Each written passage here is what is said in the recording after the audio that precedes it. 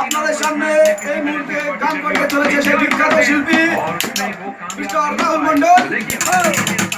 তার বাঁ হাতে বসে আছে প্যাড নিয়ে যে বাজিন্দার, বিখ্যাত বাজিন্দার, সবাই চেনে দীপক কর্মকার। এবার গান শুরু হচ্ছে।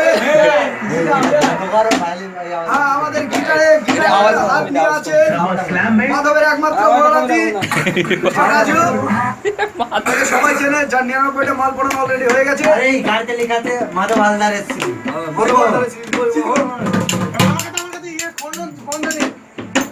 আমি প্রথমে একটা দুঃখের গান দিয়ে শুরু করবো আজকে।